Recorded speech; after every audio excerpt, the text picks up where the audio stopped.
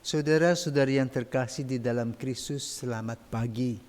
Salam jumpa lagi dalam Sabda Siap Saji, Rabu 18 Januari 2023. Marilah kita berdoa dalam nama Bapa, Putra, dan Roh Kudus. Amin. Allah Bapa Maha Penyayang, kami bersyukur kepadamu karena Engkau telah mengutus Yesus Kristus Putramu untuk datang ke dunia dan menyelamatkan kami.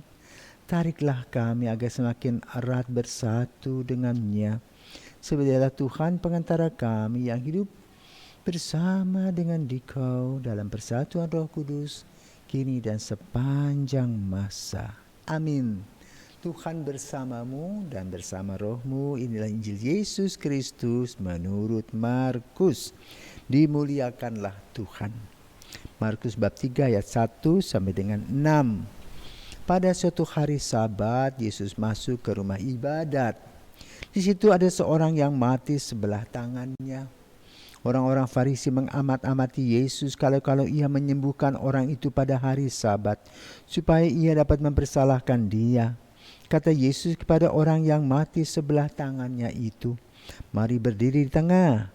Kemudian Yesus berkata kepada mereka, manakah yang diperbolehkan pada hari Sabat, berbuat baik atau berbuat jahat, menyelamatkan nyawa orang atau membunuh orang? Tetapi mereka itu diam saja. Yesus jengkel karena kedegilan mereka. Dengan marah ia memandang sekeliling lalu berkata kepada orang tadi, "Ulurkanlah tanganmu." Ia pun mengulurkan tangannya dan sembuhlah seketika. Lalu keluarlah orang-orang Farisi dan segera bersekongkol dengan orang-orang Herodian untuk membunuh dia. Demikianlah sabda Tuhan, terpujilah Kristus. Saudara terkasih, pada umumnya pada hari Sabat, orang-orang Yahudi itu pergi ke bait Allah. Karena pada zaman Yesus masih ada bait Allah. Bukan seperti sekarang mereka berkumpul di tembok ratapan. Tetapi tembok ratapan juga besar, luas. Maka bisa ribuan orang bisa datang ke situ. Nah, kali ini kita mendengar bahwa orang-orang masih ada di sekitar satu daerah di mana Yesus datang mengunjungi mereka. Kenapa Yesus datang mengunjungi mereka? Karena pada hari biasa orang berdesak-desakan ketika Yesus datang, sehingga yang sakit tidak dapat ditangani dengan baik oleh Yesus. Karena apa? Sudah diserobot oleh orang-orang yang lain. Dan rupanya Yesus memberikan tanda, oh orang ini belum dijamahnya, orang itu belum dibantunya, orang ini belum ditegurnya. Jadi boleh katakan Yesus mempunyai agenda untuk visit ke sana. Luar biasa kan? Jadi pada hari Sabat Yesus dengan leluasa datang ke sana. Tapi yang unik adalah dia dimata-matai. Jadi pada zaman dulu juga ada CCTV yang hidup, yang mengamat-amati gerak-gerik dan langkah Yesus. Tapi Yesus tidak gentar, karena apa? Yang dia lakukan adalah kebenaran. Hal ini perlu kita belajar. Kalau kita berada dalam kebenaran, siapa takut? Tidak usah takut dengan siapapun. Tetapi juga bukan untuk bersombong diri, tetapi memegang prinsip kebenaran. Yesus memegang prinsip kebenaran dalam berhadapan dengan orang-orang Farisi, juga orang-orang Herodian dan sebagainya, yang semau mereka menguasai orang. Apa yang dilakukan oleh Yesus? Yesus menyembuhkan orang yang sakit, mungkin stroke, tangannya tidak bisa digerakkan. Apa kata Yesus? Ulurkanlah tanganmu. Bayangkan, itu hanya ulurkanlah tanganmu saja pada hari Sabat bermasalah.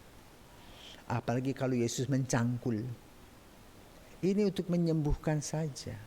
Nah, di sana Yesus ingin mengubah paradigma dan pikiran orang.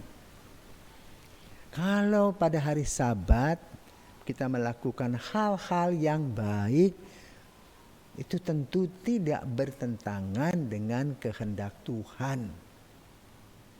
Apalagi yang dilakukan dengan tulus dan polos. Dan menghasilkan kesembuhan orang. Inilah yang dipuji oleh Tuhan Yesus. Kenapa? Yesus tidak gentar menghadapi orang-orang yang aneh-aneh itu demi kebenaran. Tetapi di lain sisi, orang-orang yang menentang Yesus tadi kehilangan pamor, yang sudah kehilangan pamor, lalu mereka jengkel dan mereka mengadakan rencana untuk menangkap dan mengadili Yesus. Jadi boleh katakan mereka punya agenda mengumpulkan kesalahan-kesalahan yang Yesus lakukan. Yesus dibidik sedemikian rupa. Nah, Yesus jalan terus. Karena itu kita pun juga belajar dari apa yang dilakukan oleh Yesus. Biarpun orang mencela begini begitu, kalau kita berbuat baik, laksanakan dan jalankan terus perbuatan-perbuatan baik itu.